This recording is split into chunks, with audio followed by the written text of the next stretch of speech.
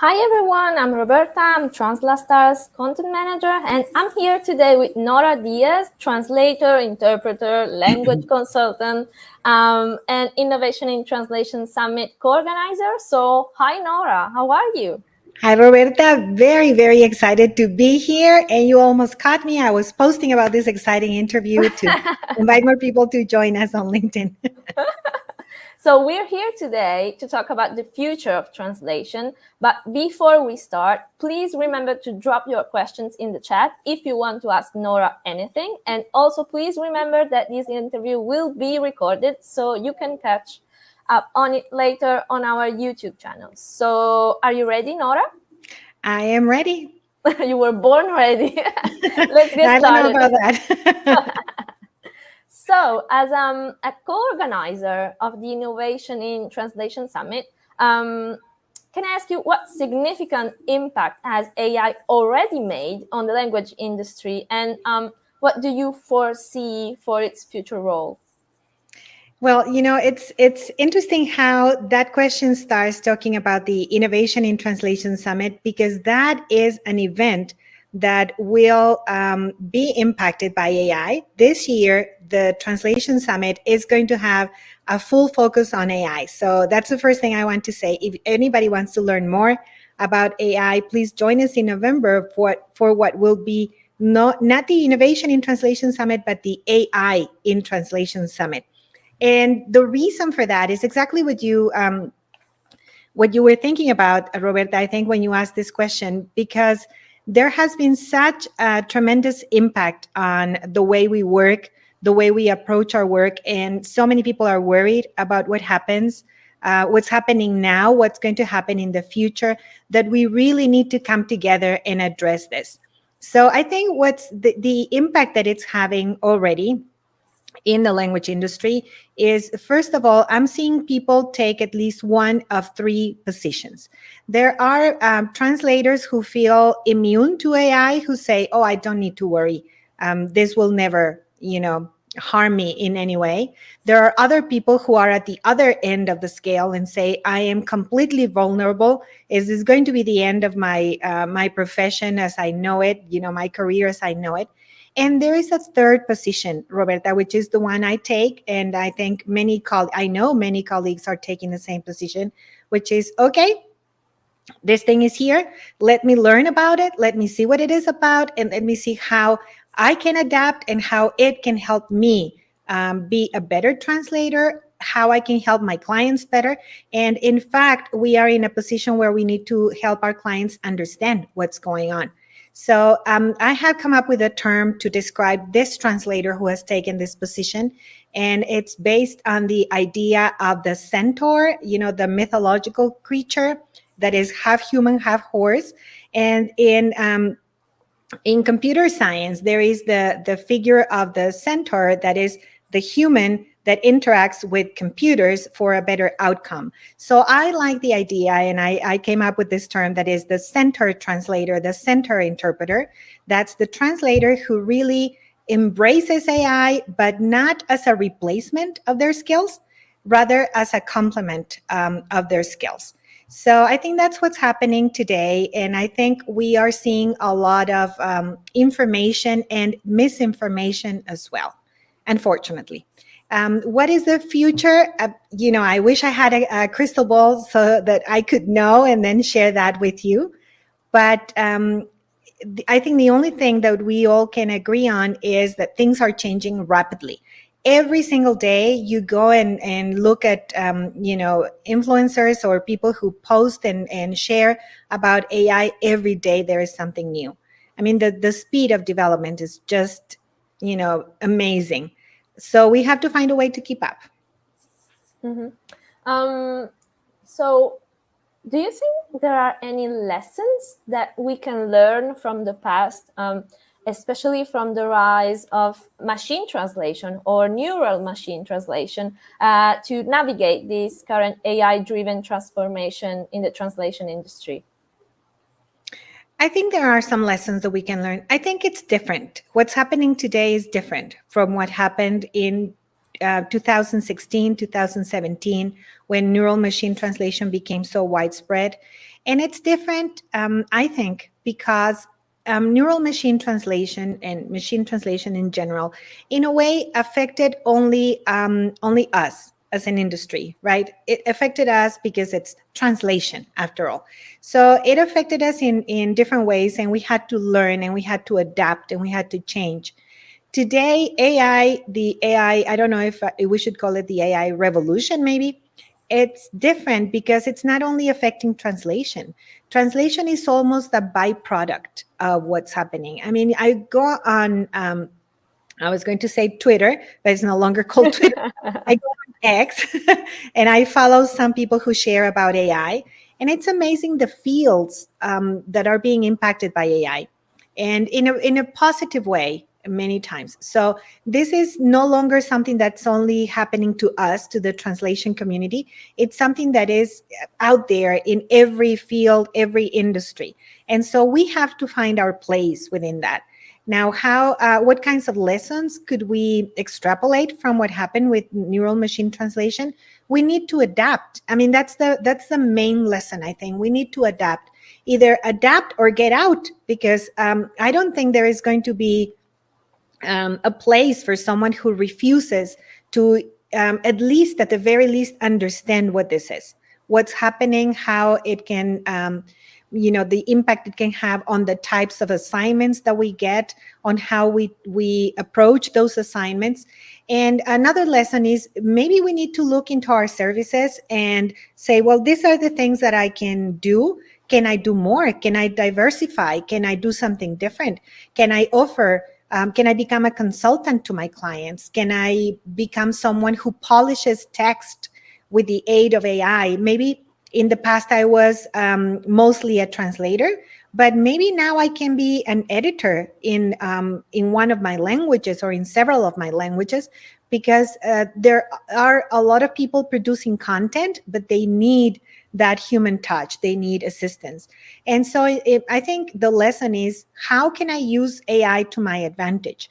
And also, how can I educate my clients? And I think you will agree with me, Roberta, that when it comes to clients, especially clients who trust you, who have been working with you for a long time, when they learn about these things, they come to you and they ask you, right? They will come to you and say, what have you heard about this? Is it any good? They used to do that, for example, about Google Translate.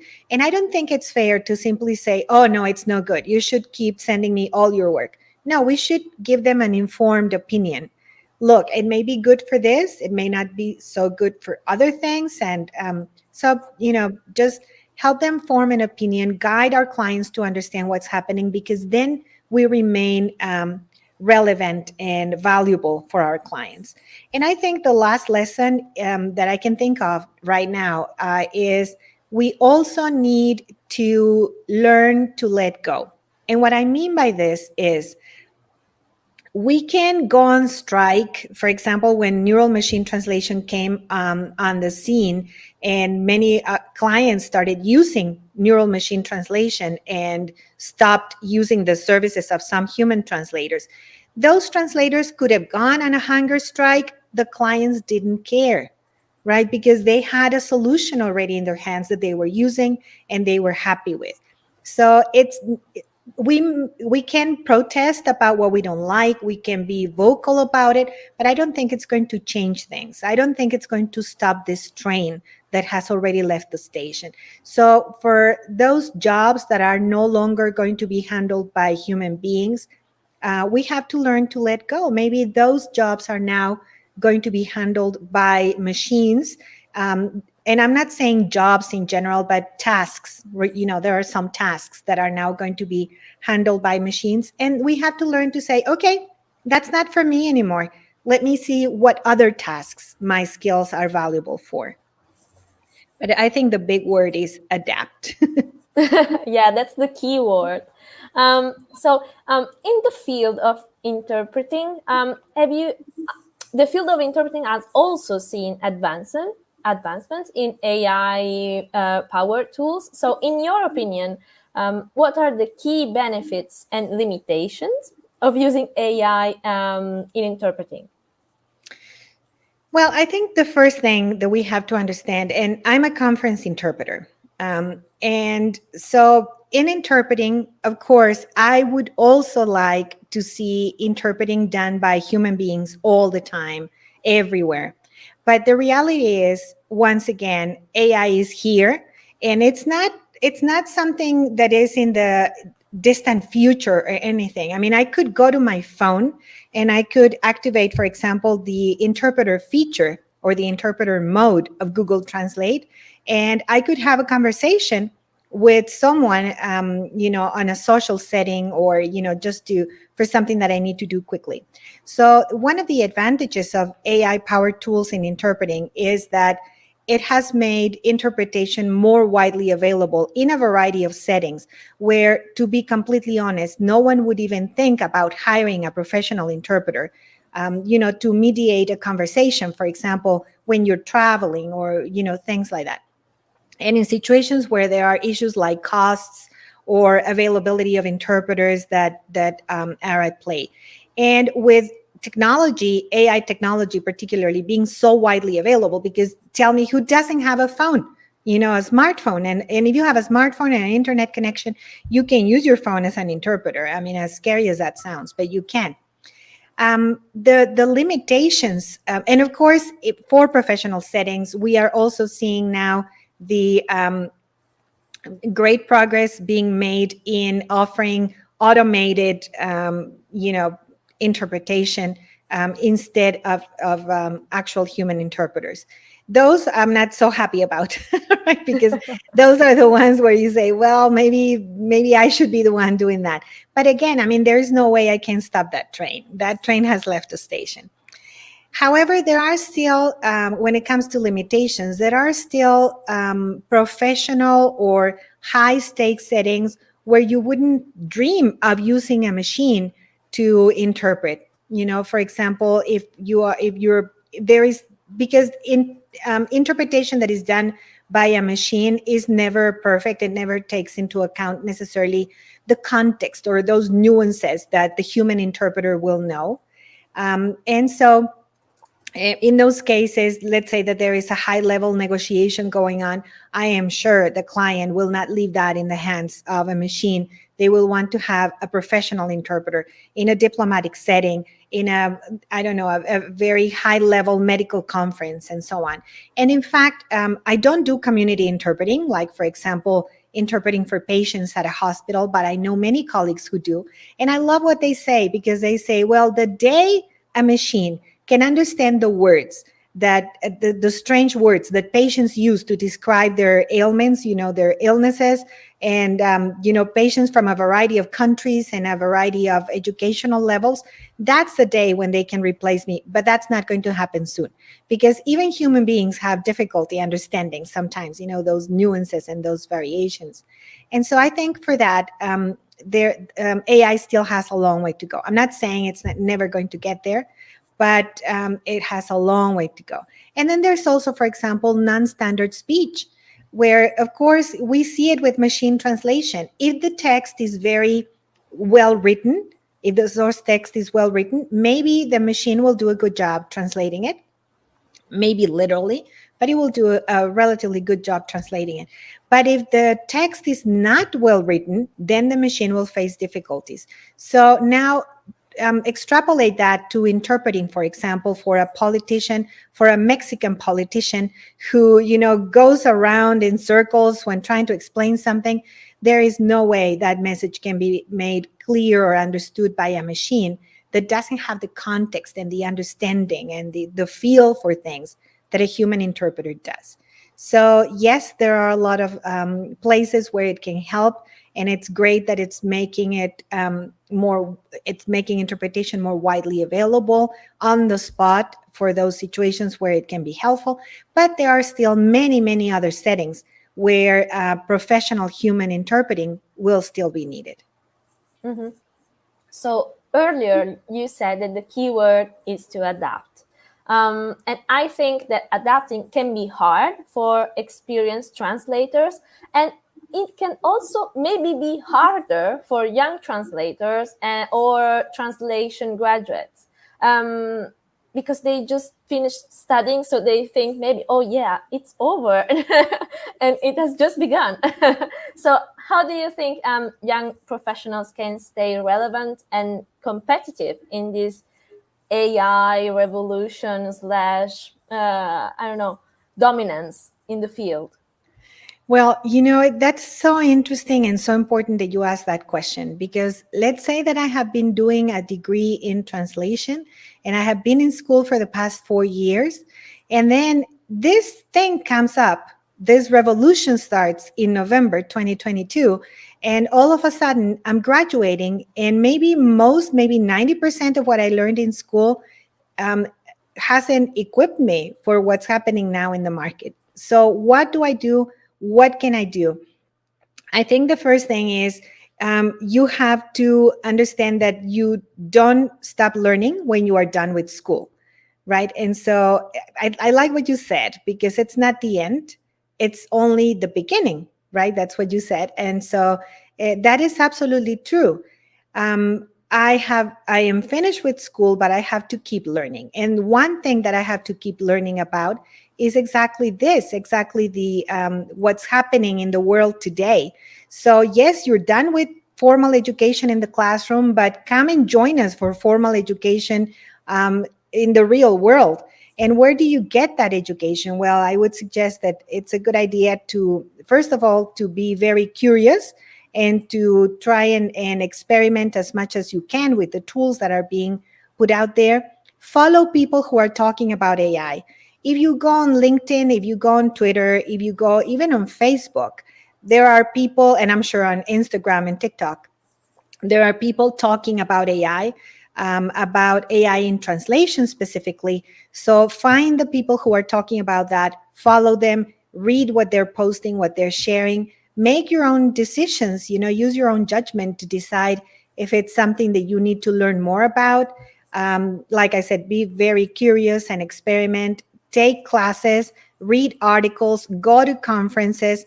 Like I said at the beginning of this interview, in November, we're having a big conference on AI in translation, and it's free. And when you're a student, it's always good to hear about things that are free. So, and you can, and it's online. So there are really no excuses, Roberta, for young people to stay informed about this. Talk to colleagues who are already using this, who are learning and who are sharing about AI as it becomes more and more prominent. And well, my advice to all of you is to become a centaur translator, a centaur interpreter.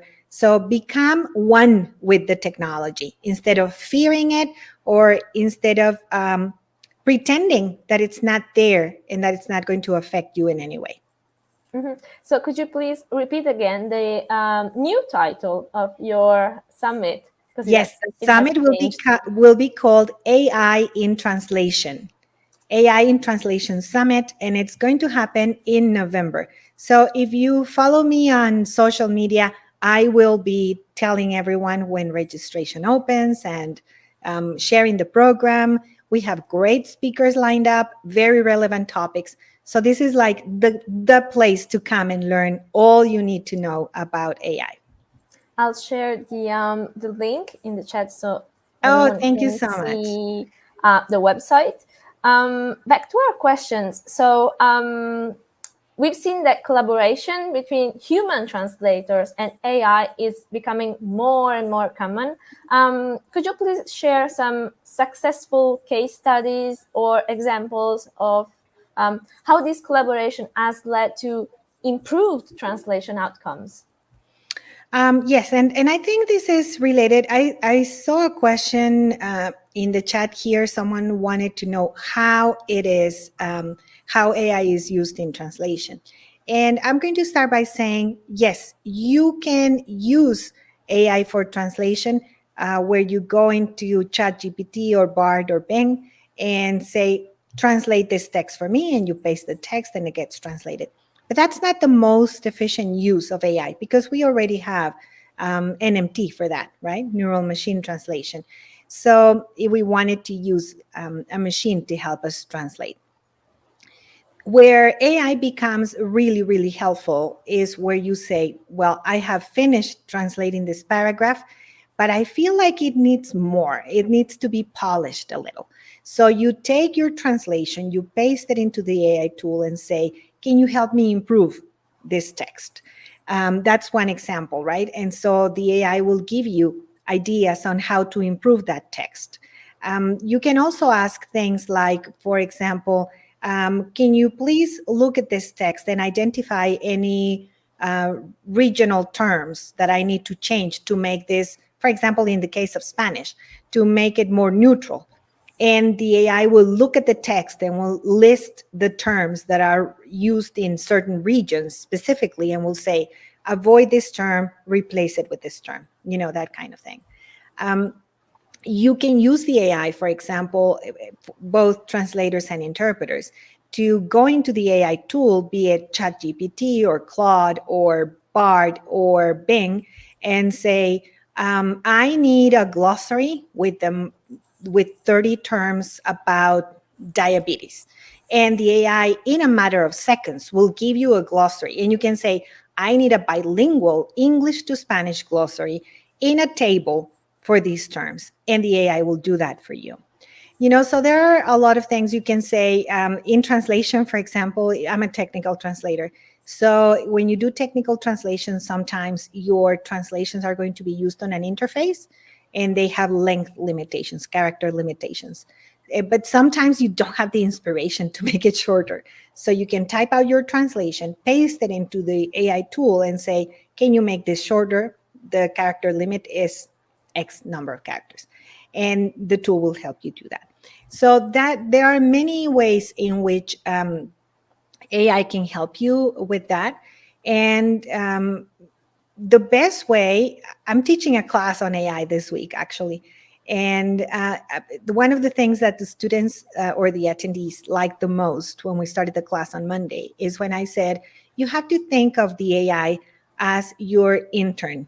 It's like an intern that you have sitting right there and right next to you, but that intern is eager to please, wants to help you, but has no idea what you need them to do, right? So if you tell the intern, for example, make me a glossary, he will have a lot of questions or she will have a lot of questions, right? What kind of glossary? How do you want it? What format? How many terms? Do I need to include a definition? Is it going to be bilingual? So in order to save myself the aggravation of having to answer all those questions, then I need to give my intern clear instructions from the get-go, right? So from the beginning, I say, I need this, like this. You have to treat the AI the same way. You have to give it clear instructions because depending on what you ask, you will get different results, different outcomes. But yes, there are many successful integrations. My recommendation or my suggestion would be don't treat the AI as one of two things. Don't treat it as Google because it's not Google. So don't treat it as a search engine. It's much more than that. And don't treat it as a machine translation engine, right? So use the capabilities that go beyond that. Give it some text and say, can you identify any gender biases in this text? Can you change this text from singular to plural? And I'm talking about paragraphs, right? Not only one sentence or two. So there, those things that you need to do that are sometimes tasks that are where you could use, if you had an intern, you would ask the intern to do those things for you. Those are the kinds of things that you can ask the AI to do for you. And there are some tasks that you don't want to delegate, you still want to do yourself, and that's perfectly okay. If I can just expand on that, also another use that can be helpful in, for example, in Spanish or Italian is writing inclusive texts. Because, inclusiveness can be a challenge and AI can be really helpful in that. I agree. Yes, that's a great example.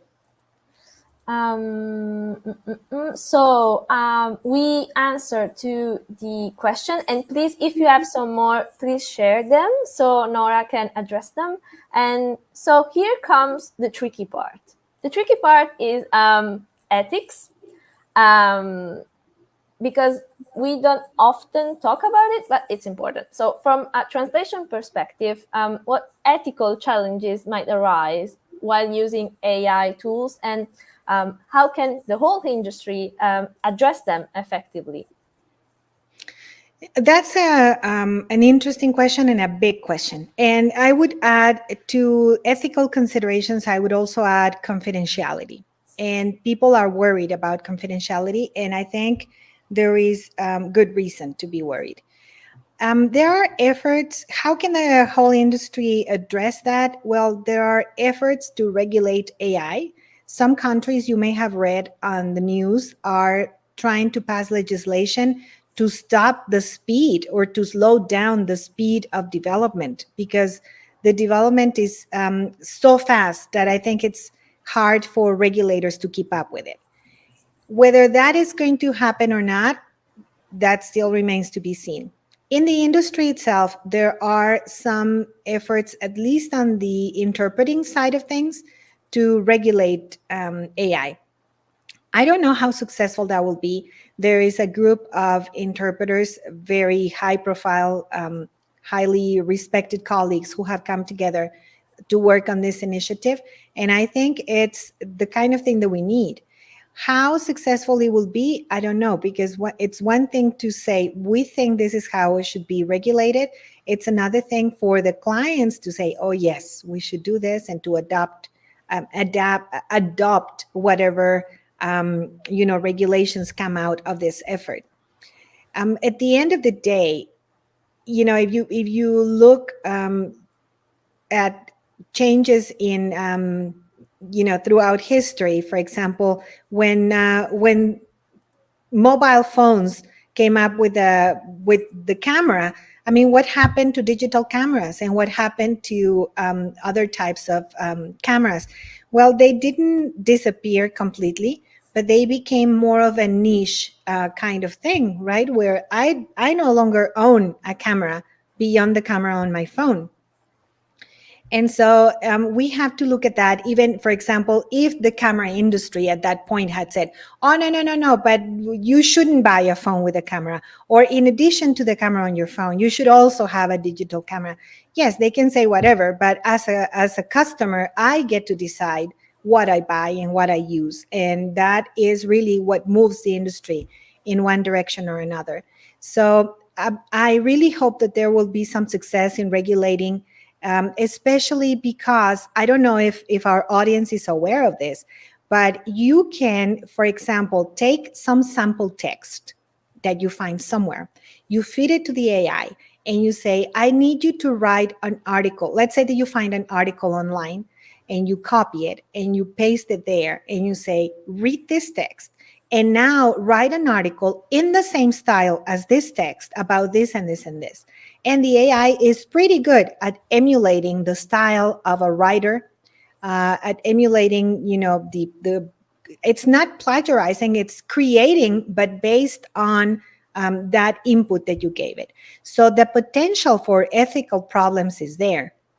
And I'm talking about text-based AI, but I'm sure everyone has enjoyed those videos where you see people who are no longer with us, like Marilyn Monroe singing something like a modern song, and you're like, what is happening? Well, that's AI at work, where they take a picture of Marilyn Monroe and then they use a song that came out 2 years ago and have her sing the song.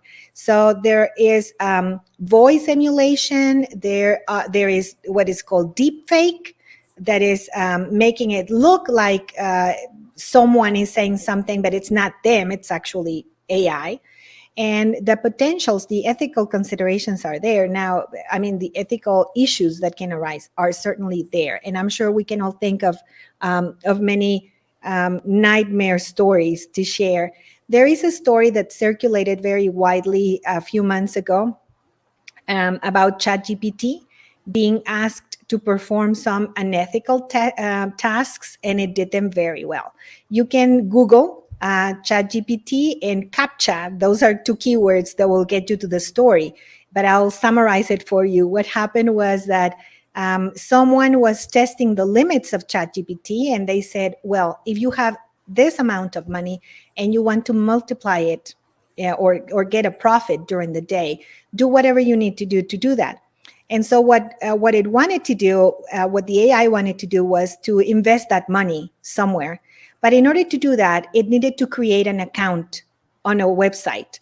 And you know how when you create an account, many times you get that little captcha that says, or that little question that says, "I'm not a robot."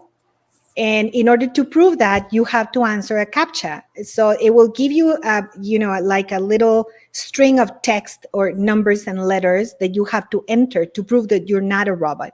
So that's the problem that it ran into. It came to the captcha and it said, "Well, but I am a robot. How am I going to solve this?" So, but the AI, without prompting, without human prompting, went to a website where you can hire someone to do a task for you. It's a place called Fiverr, where you can hire someone to do, like, be your digital assistant for specific tasks, and said, "I will give you X amount, I don't know how much, but I'll give you $20 if you tell me what this says." And then the person said jokingly, "Oh, why can't you read it yourself? Are you a robot?" And the AI said, "No, I have a visual impairment." So it lied. It was asked if it was a robot, and it lied. And then the person said, "Oh, okay, so here's the captcha." And it went back. The AI went back, made its account. And so that became a story that has been widely reported. So that, are there ethical considerations? Yes. And I think we can't even begin to imagine what can happen with this technology. In the language industry, I think you said, what, from a translation perspective, what are the challenges and how can we address them effectively? I think we have to start by acting ethically ourselves. The first step for me is we have to be aware of the efforts to regulate AI. We have to be very, very careful in the handling of confidential information that we get from our clients. Don't feed anything that's confidential or sensitive to any of the AI engine or the AI websites. Read the fine print. I think ultimately that is something that we have to do, even if we don't like to do it. I think we are very prone to saying, "Oh, this is do you agree with these 10 pages of terms?" And you scroll to the bottom and say, "Yes, I agree," and you never read them. But now, don't do that. I mean, read the fine print, go to the websites, go to OpenAI, go to Google, go to Microsoft, the creators of these AI tools. Read the fine print, see what it says about ethics and confidentiality, understand what it says, and act accordingly. And lastly, I would say disclosure is a big thing. Would you use AI without your clients allowing it? If your clients, I was just talking to a friend before we started the interview, and we were talking about this. And I was saying to him, I think language service providers are going to start adding clauses to their freelance agreements, where they will say how and when AI can be used and when it shouldn't be used. That's the case already for one of my clients when it comes to MT and to posting questions about terminology on public sites like Prose or Translators Cafe and so on, where they say, "Please don't post any of the content in these documents on those websites because this is confidential information. So don't ask any questions. Don't take a whole phrase and say, 'How would you translate this?' Because that is a breach of confidentiality."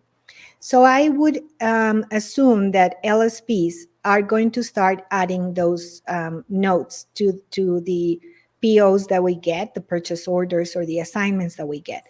But I think there should also be disclosure, both ways. If we work with an LSP, with an agency, a language service provider, I think they should tell you if the text that they are sending you to either translate or to review has been generated by AI. Will they do that? Who knows? And if you're going to use AI, or if you're planning to use AI to assist you in your work, should you disclose it to your clients, and of course, your LSP clients? So I think those are all things that we have to think about. There is also, there are questions going around about things like creativity. Will we become, because this is generative AI, it can generate content. So will that make us useless at generating content? Will our creativity become stumped because of that? I don't know. But when it comes to ethics and confidentiality, read the fine print, be ready to disclose whether you have used something, and understanding how the whole thing works is so important, so that you can become a consultant to your clients when it comes also to ethical considerations. Wow, that was a great answer. Very long, detailed, great answer. And we have some more questions from the audience for you. The first one is from Laura, and she asks, I have not tried any of the AI tools yet. I feel that there are many choices. How do I choose?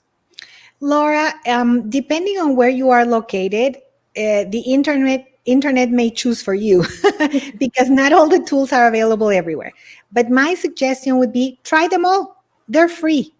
So my suggestion is try them all. Pick a task, for example, like what Roberta was suggesting. Select a piece of text and say, can you transform this to inclusive language? And then do the same thing, do the same task on all the tools, and then see which one you like better. Now, the 3 tools that I usually play with, because they're available, I'm in Mexico, they're available here, are ChatGPT, of course, which is free. It's free, and it also has a paid version, but the free version works fine. ChatGPT, Bard, which is the Google offering, and Bing, which is the Microsoft offering. And Bing actually uses ChatGPT 4, which is the paid version, in one of its modes. There is a 4th option that I have been meaning to try, but I haven't tried yet. That is Claude. That's not available in Mexico. There are ways to try it out, of course, that there are VPNs and things like that. So I will use it at some point. But my suggestion would be try them all and then choose the one that you like best. And we have another question from Aaron. How would you explain that AI is a great tool for translators, although it cannot replace them altogether? Aaron, I think that's related to what we were saying, to that concept of the centaur translator, where you become a hybrid with the technology. Your creativity, your artificial intelligence needs human intelligence to determine the applications, and it needs human judgment as well. So you need to, it will not do things completely automatically. It's like an assistant, like an intern.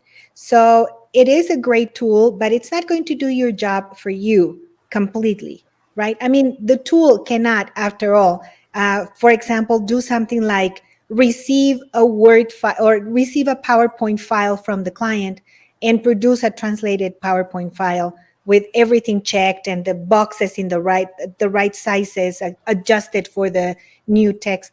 That can only be done by you, and it cannot determine many other things. And so yes, it is a great tool. It is an assistant, but it will not replace everything we do. There are different tasks, like I said. Some tasks are just for you. Those the AI cannot do and will not be able to do. And then there are some tasks that will be fully automated. And of course, we can happily delegate those to the AI. But most of the tasks are going to be what are called centaur tasks. So those tasks where we combine artificial intelligence with human intelligence. However, let me just say, Roberta, that there are cases where human translators will no longer be needed. And that's fine, because that will free you to go and do those things that you are good at. Okay, so these are our last 10 minutes, and we have 3 or 4 more questions. The next one is from Myra. I'll share it with you. Hello from Argentina. Is there any plugin for CAT tools that you recommend or that you do not recommend? Well, I don't know that I would not recommend something. But if you use it depends on what CAT tools you use. If you use Stratos, there is a plugin that brings ChatGPT into Stratos, and you just go to the App Store, the RWS App Store, and look for, it's called the OpenAI Translator. And it's a little tricky to set up, but once you set it up, it's fascinating what it can help you with. It's great for reviewing translations, for example, where you feel like you need to, research a little bit more, or rewrite, paraphrase, shorten the text, and things like that. Other tools, I'm not aware of any plugins. However, remember that you can run the regular AI tools. If you have your CAT tool, let's say on 2/3 of your screen, you can have the AI website open next to that, and then interact with the AI website. In Trados, if you use the web lookup plugin, you can have the websites right into Trados. I'm actually going to be sharing how to do that on LinkedIn soon. I'm going to record a video. And for any Spanish-speaking colleagues who are here, I actually wrote a blog post about this for Cosnautas, the medical translation website. And Cosnautas has a great resource that is what we call in Spanish, it's called the Red Book, El Libro Rojo, for medical translators. And I wrote about how to bring the Red Book into Trados using this plugin. And by doing the same process, you can bring in any of the AI websites. So that's what I can say about CAT tools and plugins. Okay, and I think that this will be our last question from now. And it's from Laura, and it's a very broad question. What impact will AI have on intellectual property? Feel free to oh my God, that is such a good question. That's such a good question, because for those of you who haven't played with these tools yet, the main thing to understand is that these are tools that generate content.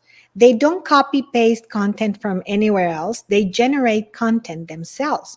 So it becomes tricky to determine what, it's not like, for example, when you go to Wikipedia and you copy some content and you paste it into a paper, and then you go to another source and you copy some other content and paste it into the paper.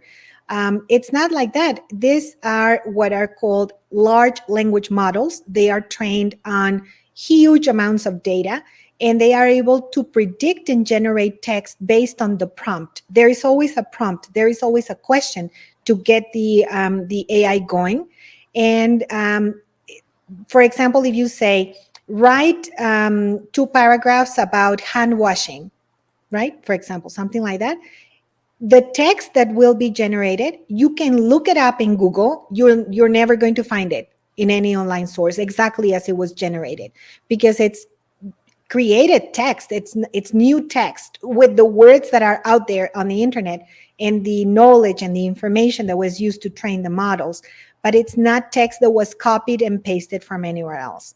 So what that means for intellectual property is, I think, Laura, and of course, I'm not a lawyer, not an expert on intellectual property, but I think it will blur the lines between what's generated by humans, and unless there is a lot of ethics, high ethics involved, where people disclose that the text was generated with artificial intelligence, it may not be detectable, right? It may be undetectable. Now, I have to say that I have been reading more and more articles online on some places that I go and read about artificial intelligence, where the authors will say things like, this article was partly generated by ChatGPT or by artificial intelligence, or this article was co-authored by, and then the name of the person, and AI. I will also say that I saw a very interesting thread on Twitter. I can't bring myself to call it X.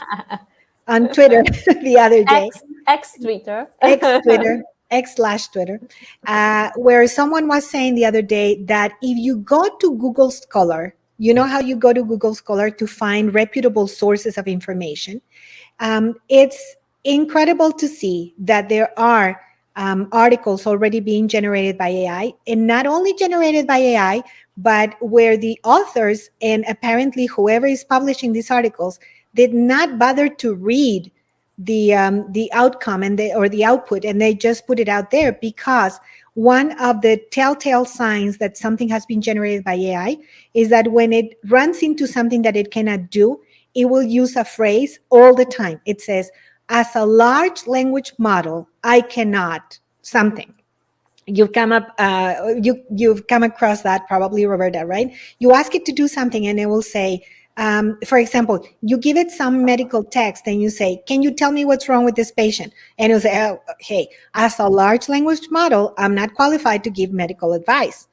And so that phrase, as a large language model, if you go to Google Scholar and you look up that phrase, unbelievably, you will find it in several articles that are published on Google Scholar. So that is exactly, that's the same face I made when I saw that. I said, I mean, I understand that they want to generate content quickly, but you don't even bother reading it before publishing. Why? Especially, why is it? I understand if that's on Facebook, but on Google Scholar, that's it's so what impact will it have? I think it will have significant impact. And in a way, in the class that I'm teaching this week, because we're meeting every day for 2 hours, yesterday I was teaching about generating images, because you can also generate images. Remember, this is not only for text, it's not only for translation. You can generate images as well. And someone was asking this question. They said, okay, does this mean this image that I generated, a cat with wings? Someone created a beautiful image of a cat with wings. And they said, is this my image? Does it have any rights that I have to? And the answer is, it's your image because you created it with the AI. And so it's yours. You can use it wherever you want. There are no restrictions on using that content that you generated with that AI. And on that topic, if you want to learn more about the how AI can be so difficult to detect, I saw an article somewhere, I can't quote the source because I just read it very quickly, that someone created an Instagram account where the entire content of the Instagram account, including the person that's supposed to be a beautiful girl, I think it's something like the most beautiful girl in the world, or by standards of some country, of course. And then they have that girl, pictures of the girl traveling and going places. It's all generated by AI. That girl does not exist. And it has millions of followers. So where do we draw the line? It's so difficult. So the impact, Laura, I think we don't know yet. But for now, apparently anything that you generate with AI is yours. And if you go and register somewhere else, it's yours. So our time is over. Our time together is over. So thank you, Nora, for your precious time and for your precious advice. And thanks, everyone who has questions and has been today with us. And have a very nice evening. And see you soon. Thanks again, Nora. Thank you, Roberta. And thank you, everyone, for joining. And let's go play with AI and learn as much as we can so we can share it with others as well. Let's go.